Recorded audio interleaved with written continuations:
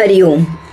आत्मपूजा उपनिषद योगदास श्री जय गणेश जोशी यांचे प्रवचन. सूत्र 8. अक्षता. दृक स्वरूप अवस्थानम अक्षताः. स्वस्वरूपात अवस्थित झाल्याची जाणीव म्हणजे अक्षता. अक्षता आपल्या सर्वांना अक्षता परिचयाच्या आहेत. लग्नात मंगलाष्टकाचा चरण संपला की शुभमंगल सावधान असे जेव्हा म्हटले जाते त्यावेळी सर्वजण वधूवराच्या दिशेने नेम धरून तांदूळाची उधळण करतात. बोहल्यावरील मंडई सोडली तर कोणाच्याही अक्षता वधूवरांपर्यंत पोहोचत नाहीत, हे सत्य आहे. या अक्षतानंतर पायदळी तुडवल्या जातात. नंतर त्या अक्षता झाडून कचऱ्यात फेकल्या जातात. कधीकधी भिकारी पक्षी यांच्या त्या उपयोगी येतात. औक्षणाच्या वेळी ओवाळताना गंधावर अक्षता लावायची आणि डोक्यावर अक्षता घालायची पद्धत आहे. तसेच देवपूजेत अक्षता वापरल्या जातात. देवपूजेत लागणारे एखादे साहित्य कमी असेल तर त्याची जागा अक्षतांनी भरून घेतली जाते. ज्या ठिकाणी गहू भरपूर पिकतो त्या प्रदेशी अक्षतांसाठी गहू वापरला जातो. इतर ठिकाणी उपलब्ध असलेले अन्य धान्यही वापरले जात असण्याची शक्यता आहे. अक्षतांना पिंजर कुंकू लावले जाते. आता तर अक्षता विविध रंगांच्या असतात. धान्याची नासाडी होऊ नये म्हणून आता फक्त बोहल्यावर असलेल्यांनाच अक्षता दिल्या जातात किंवा प्लास्टिकच्या अक्षता वापरल्या जातात. अक्षता याचा अर्थ आहे अबाधित, परिपूर्ण, शुद्ध आणि पवित्र, मूळ स्थितीत जसेच्या तसे असलेले, भ्रष्ट न झालेले, कुवारे, अस्पर्शित इत्यादी. इंग्रजी शब्दात रॉ. तांदूळ शिजवून आपण भात खातो किंवा गहू भरडून त्याचे पीठ करतो त्या आधीच्या स्थितीत अद्याप काही प्रक्रिया न केलेल्या स्थितीतील तांदूळ किंवा गहू अक्षता म्हणून वापरल्या जातात. अक्षत कन्या याचा अर्थ अद्याप लग्न न झालेली, अद्याप पुरुषाचा स्पर्श न झालेली कुवारी कन्या. कुवारीला कुमारी म्हणतात. लग्न न झालेल्या पुरुषाला कुमार असे म्हणतात. यावरून कुमारिका म्हणजे मासिक पाळी सुरू न झालेली कन्या असा शब्द वापरला जातो. यात एका विचित्र शब्दाची भर झालेली आहे आणि तो म्हणजे कुमारी माता. हे दोन शब्द परस्पर विरुद्ध आहेत तरीही ते एकत्र वापरले जातात. सध्याच्या संस्कारामुळे आता भारतात कुमारी माता पचनी पडत नाही. त्यामुळे भारतात कुमारी माता हा प्रश्न भयावह झालेला आहे. तो शासनाला भेडसावत आहे. आजही शेकडो कुमारी माता आहेत. त्यांच्या आणि त्यांच्या अपत्यांच्या पुनर्वसनाचे काय करायचे हा फार बिकट प्रश्न आहे. भारताबाहेर कुमारी माता स्वीकारली जाते. हजारो वर्षापूर्वी भारतात ही कुमारी माता स्वीकारली जात होती. संस्कार काळानुसार बदलत असतात. आता भारतात स्टे इन रिलेशन जोर धरू लागले आहे आणि पुन्हा हळूहळू कुमारी माता स्वीकारली जाऊ लागली आहे. लग्न न झालेल्या पुरुषाला अविवाहित याचबरोबर ब्रह्मचारी असे म्हणण्याची पद्धत आहे. विश्व निर्माण होण्याआधी येथे केवळ ब्रह्म होते. त्यातील वैश्विक परमशक्तीला पुरुषोत्तम किंवा किंचित भेदाने ढोबळमानाने परमात्मा असे म्हणतात. त्यामधून विश्वाचे सृजन अद्याप झाले नव्हते.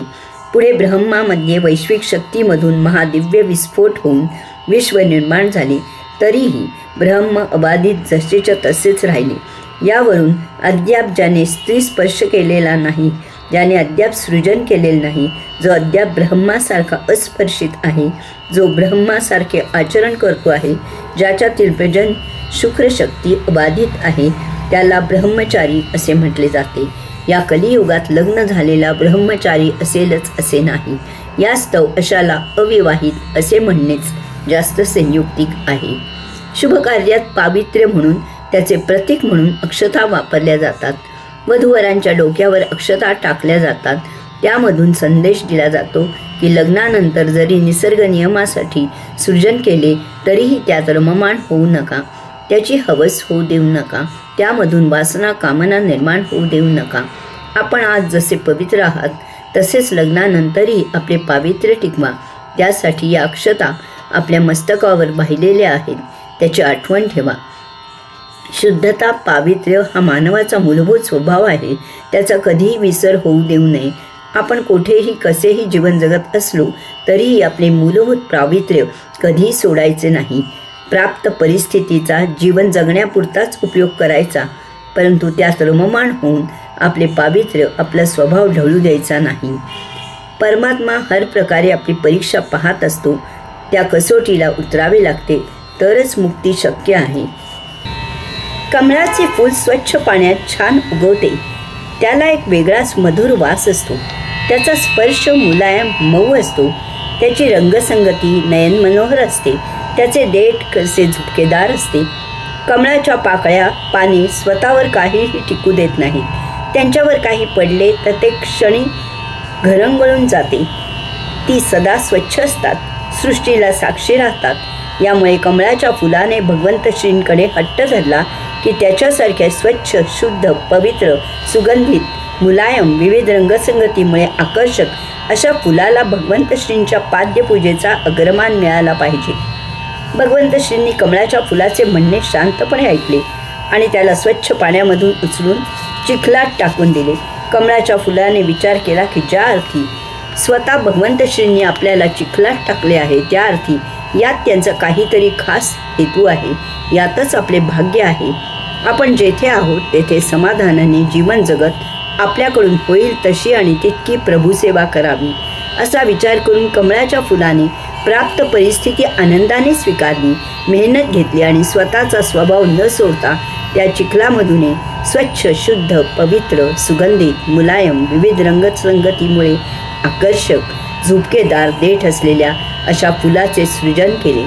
त्याने आपल्या मूळ स्वभावाला अनुसरूनच सृजन केले. स्वतःच्या पाकळ्यांवर, पानांवर काही टिकून न देण्याचा आपला स्वभावही सोडला नाही. चिखलातही त्याने आपला साक्षी भाव जोपासला. स्वच्छ पाण्यात ते जसे जीवन जगत होते तसेच ते चिखलातही जीवन जगू लागले. नरकात सडक पडलेल्या चिखलाचाही त्यायोगे उद्धार झाला. चिखल खुश झाला. तो कमळाच्या फुलाला सहयोग देऊ लागला. त्यांची गट्टी जमली. त्यांचे सहजीवन सुरू झाले. कमळाचे फूल मोठ्या समाधानाने, आनंदात तेथेच राहू लागले. भगवंत श्री हे सर्व पाहत होते. प्राप्त परिस्थिती आनंदाने स्वीकारून आपले पावित्र्य कोणत्याही परिस्थितीत टिकवून ठेवणाऱ्या कमळाच्या फुलाचे त्यांनी कौतुक केले. चिखलाला स्वतःप्रमाणे बदलणाऱ्या त्यांच्या कार्याचेही त्यांना कौतुक वाटले. हे सर्व पाहून इतर फुलांनी कमळाच्या फुलाचे अभिनंदन केले. त्यांनी आपणहून त्याला भगवंत श्रींच्या पाद्यपूजेचा अग्रमान दिला. हरिओम.